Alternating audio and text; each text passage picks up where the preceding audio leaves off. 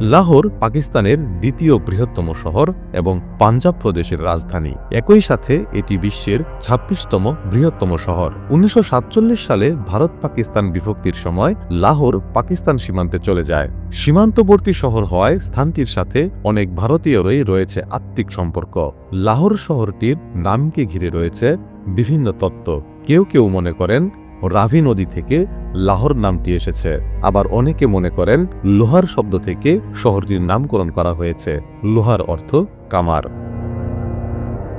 মসজিদ থেকে শুরু করে গুরুদ্বার, কাওয়ালি সঙ্গীত অথবা জিভে জলানা খাবার, এ সব কিছুর জন্য লাহোর বিশ্বজোড়া খ্যাতি লাভ করেছে।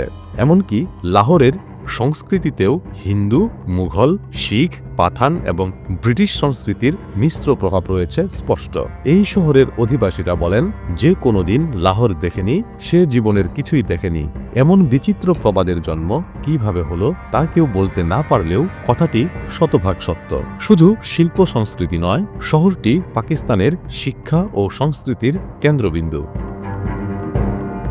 ১৭৭২ বর্গ কিলোমিটার এলাকা জুড়ে লাহোর শহরটির অবস্থান। এটি একটি দ্রুত বর্ধনশীল জনসংখ্যার শহর। ২০১৭ সালের আদমশুমারি অনুযায়ী লাহোরের জনসংখ্যা ছিল ১,১১,০০,০০০-এরও বেশি। মজার বিষয় হল, এই শহরের ৪০% এর বেশি বাসিন্দার বয়স ১৫ বছরের নিচে, যা শহরটিকে যুব সমাজের প্রাণকেন্দ্রে পরিণত করেছে। তবে শহরবাসীর গড় আয়ু ৬০ বছরেরও কম।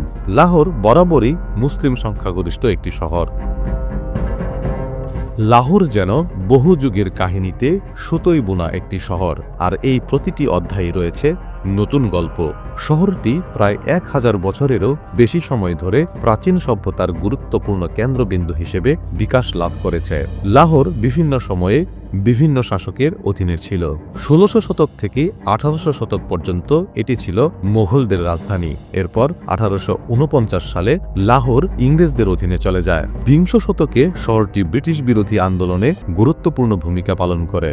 ১৯৪৭ সালে দেশভাগের সময় পাঞ্জাব প্রদেশকে ২ ভাগে ভাগ করা হলে লাহোর পাকিস্তানের অংশ হয়ে যায়। লাহোরের মানুষের জীবনধারা এই শহরেরই সমৃদ্ধ সংস্কৃতি, ঐতিহ্য এবং আধুনিকতার মিশ্রণে গড়ে উঠেছে। একই সাথে তাদের জীবনধারা বেশ বৈচিত্র্যময় এবং উৎসবমুখর। লাহোরের মানুষ খুবই অতিথিপরায়ণ, উৎসবমুখর বা আড্ডাবাজ হলেও লাহোর কিন্তু মোটেও আলস্যের স্থান নয়। এটি পাকিস্তানের অন্যতম প্রাণবন্ত এবং বৈচিত্র্যময় শহর।